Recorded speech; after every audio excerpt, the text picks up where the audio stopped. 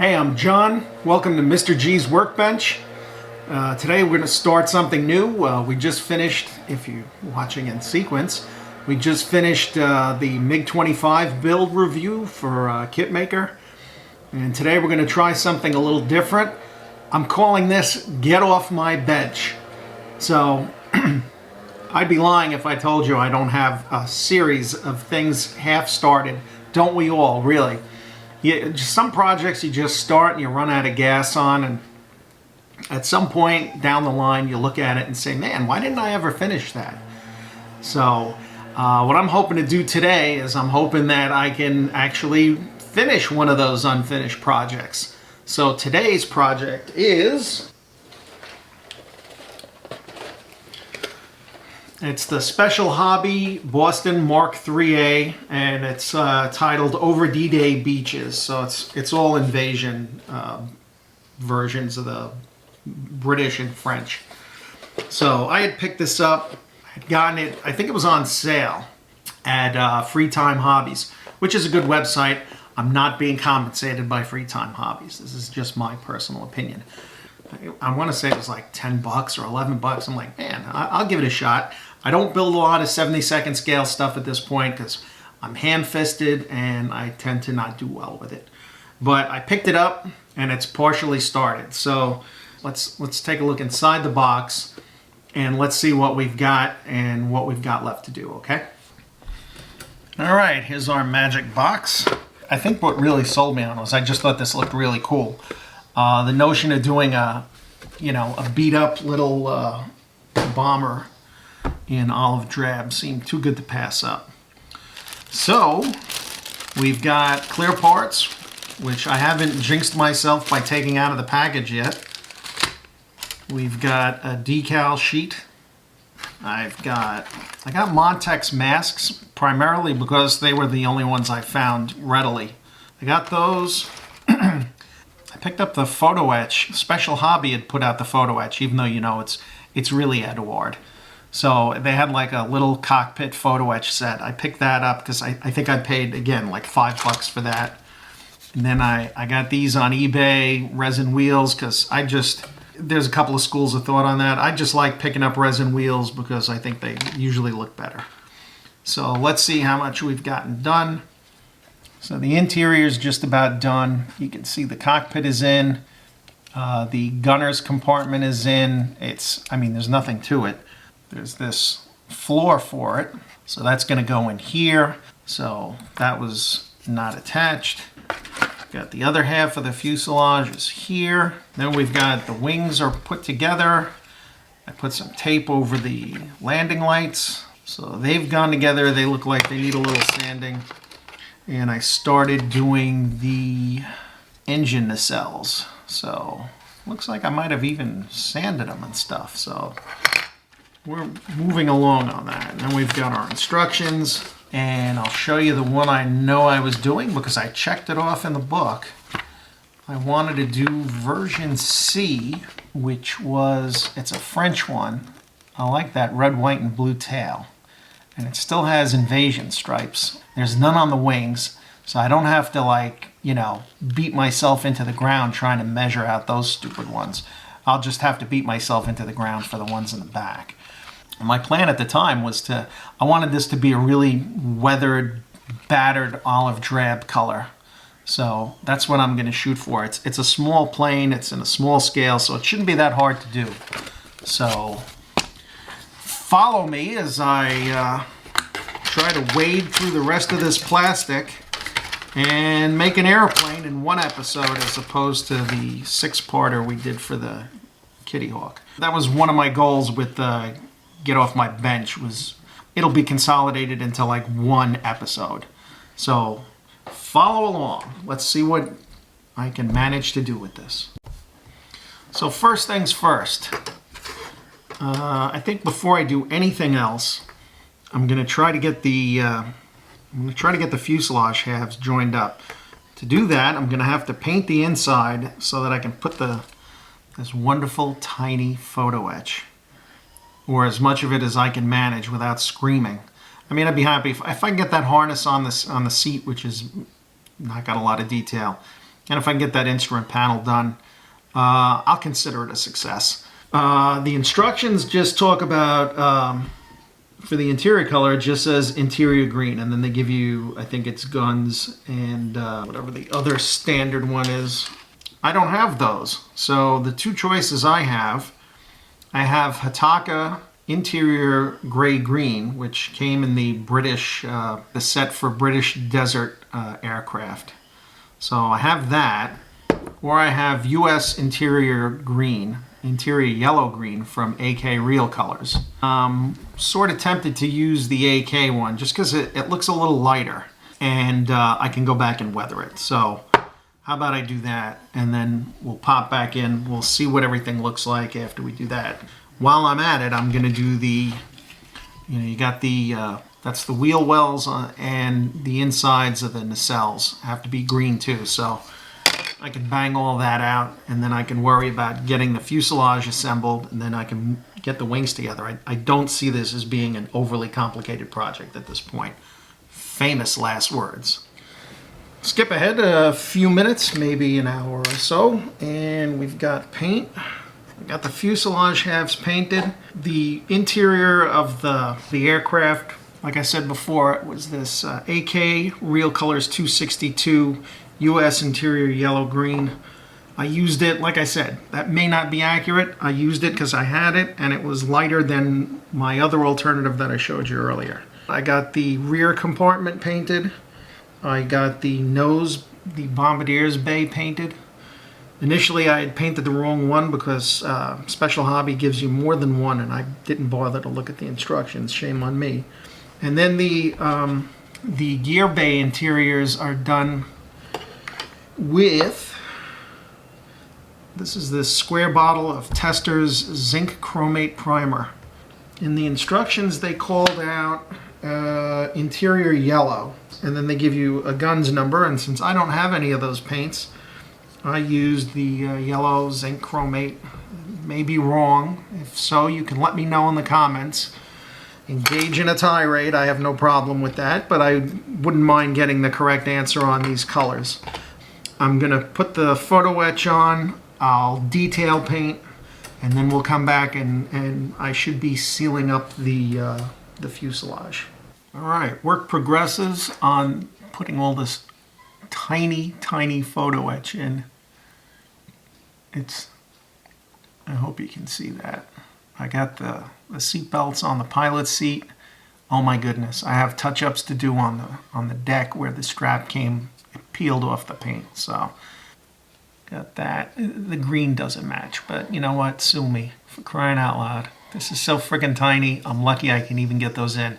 I didn't put the levers because I can't even pinch them with my tweezers. I'm not a braille scale guy. I'm gonna take the instrument panel. I'm gonna take some PVA. My PVA of choice is Gator glue. I'm gonna get a little dash of this on here. I kind of picked it up from a couple other people online. It's easier to use PVA instead of CA because if you make a mistake and don't put it in the right spot, you can still get it back. And if any of the PVA seeps out, it'll dry clear anyway, and it'll look like glass. So there you go. And all that white is PVA. The PVA will dry clear.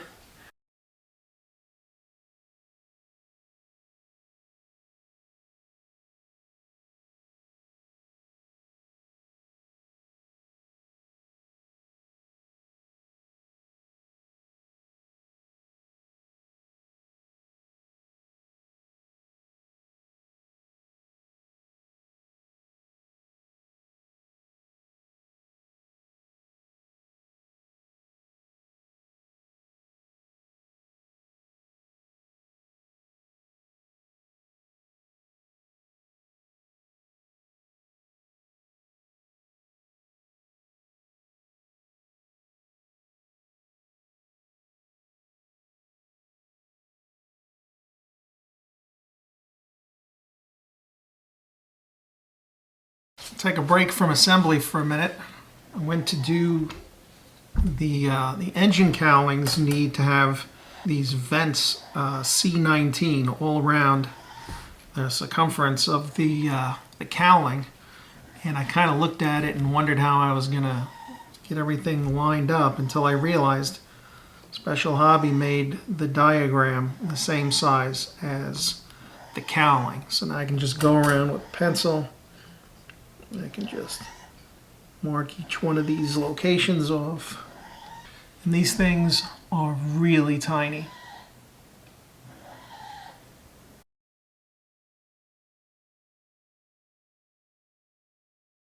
So there's your little vents. Then you can go back. You'll see some of them are offset.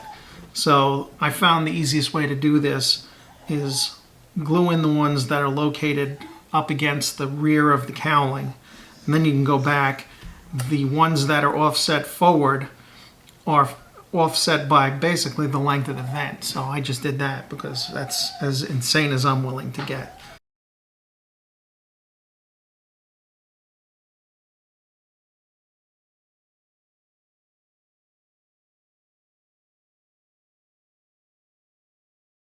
So you'll wind up with that. You got all those vents on the cowlings, good to go. I trimmed back the machine gun mount because I opted out of installing the machine gun because number one, the machine gun looked kind of cheesy. I didn't want to start messing with this glass trying to cut it in half without breaking it to get the back half to stay on. So I've glued the rear canopy in place, and the fit was pretty good. I've got an issue here. I'll probably just give that a light sand. I'm not going to go insane with that. I did the front glass. What I did here was I set it down and then I tacked in each top edge to the top edge of the fuselage so that I could get it lined up. They feel pretty smooth. I feel pretty good about that. I've got the windshield sitting down as far as it'll go. I went back with some Vallejo white putty. There was a little bit of a gap here and a slight gap here. So I tried to fill that in. That's sitting as good as it's going to get. And then I installed the nose on. I had to sand back the sides of that bombardier's compartment floor. To tell you the truth, the bomb sight, I've got it turned 90 degrees to accommodate it in the glass. Otherwise, it was never going to fit.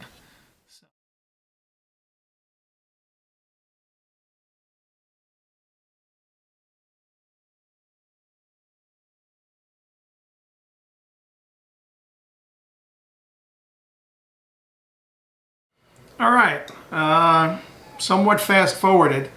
I apologize for not filming as much of the painting as I had thought I would.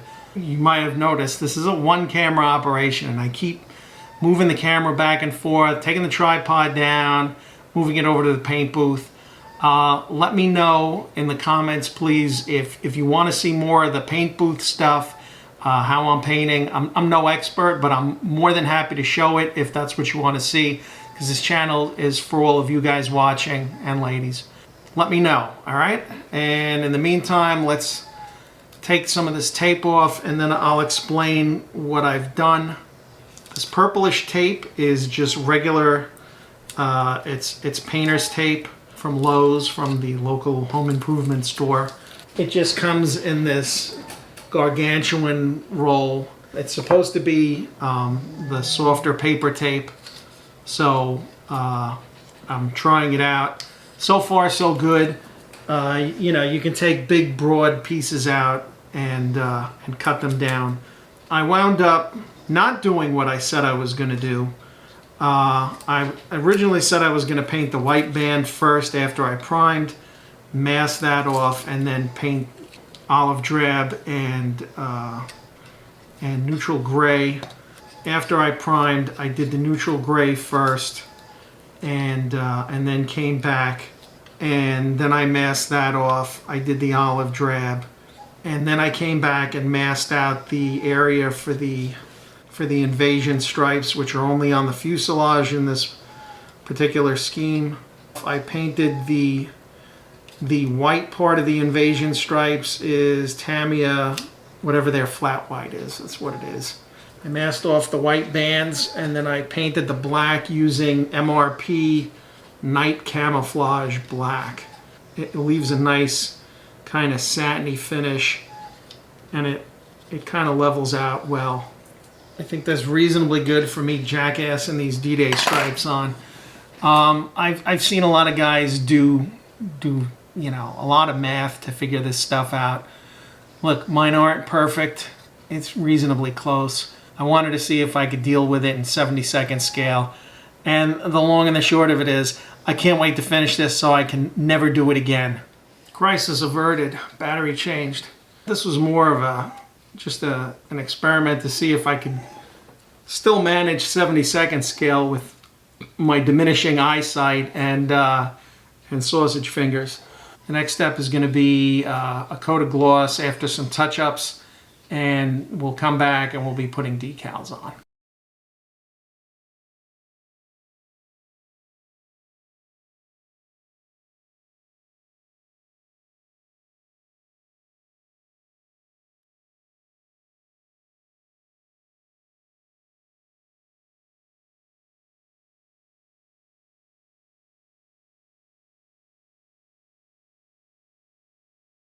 Alright, the paint is on, the gloss is on, the decals are on.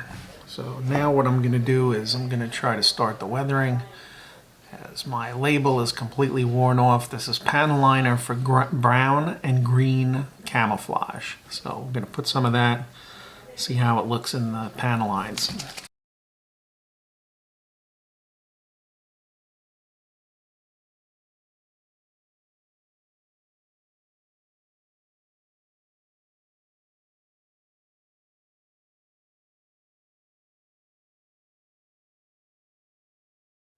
All right, I'm calling a stop to the shenanigans. This get off my shelf project is going to stop. I'll show you what I've got. I'll put detailed pictures on my Instagram account so you can see it. The fact of the matter is number one, it's outside of my skill set in terms of working with a limited run kit. I don't have a lot of patience, I'll be quite honest, for stuff where I gotta sand and fit, sand and fit, sand and fit again and again and again. It doesn't work for me. So I really wanted this project to come out at least looking reasonably good. It's just my thing. I had this discussion in the MiG-25 video. What's your time worth? How much time are you willing to put into certain projects? And overall, I'm not excited for this plane. The Boston had a nice look to it. The box top made it even more appealing to me. But it's been very frustrating. I don't like it at all. I'm sure other people might turn around and say, oh, I would still work with that, or I could live with that result. Let's go through, we'll go through everything. Here it is. On the base I made, my buddy Boyd showed me how to print these bases out on cardstock. Had this actually finished to the end, I would have epoxied the nose gear wheel to the base so it would stay steady.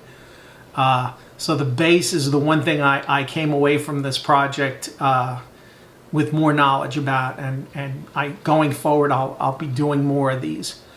Now, as far as the plane goes, the only thing I got out of this project that I'm going to use I have a 70-second scale B-25 I'm building for a friend of mine, using the clear rod and the belly to not have to worry so much about the nose weight. I'll be taking that into that build.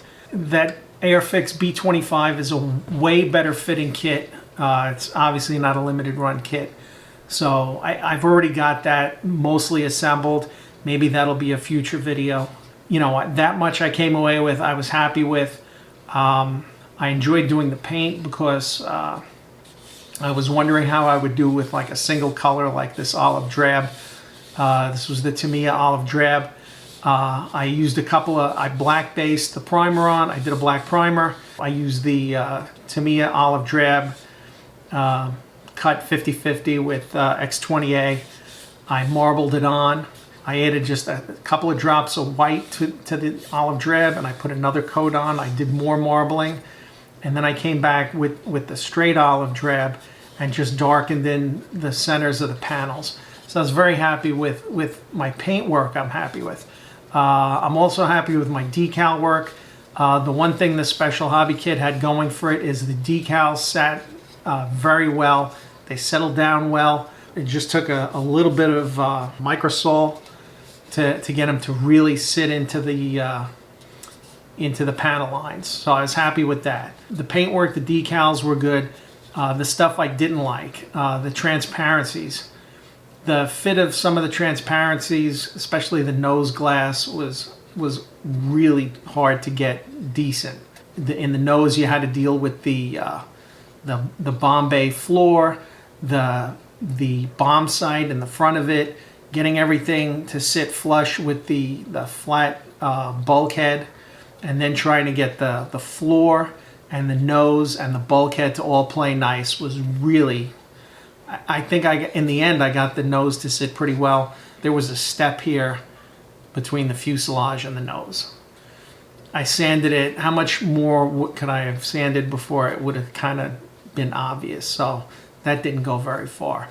The fit of this glass here, I actually tacked it in with CA and then used Tamiya Extra Thin to set it. And I still was having issues where one side of this was popping out of the side of the fuselage. The next thing was there's supposed to be a life raft in here behind the cockpit. They don't provide you with anything. And initially I was going to leave it open, then I was going to close this, then I was going to leave it open, and the quality, the transparency at the end wasn't good. So I wasn't happy with that. I had the same problem back here. After getting the fuselage sanded and everything, it may have been my fault. The fuselage kind of dipped down into the back of the rear canopy. So that has a noticeable step in it. The fit in the back here, the fit of the wings was good. These fairings they didn't fit very well at all. I sanded them, I puttied them. Overall, if I step back and look at this from a foot away, yeah, it's not bad, but I wasn't happy with it. It was one problem after another. Every time I touched it, the gear doors had no positive locations. They're just glued, like butt joined to the fuselage and stuff. They don't fit well. They keep falling off. There's just the positives are so outweighed by the negatives. I know in the long run this wasn't going to be something that I was going to be happy putting in my showcase.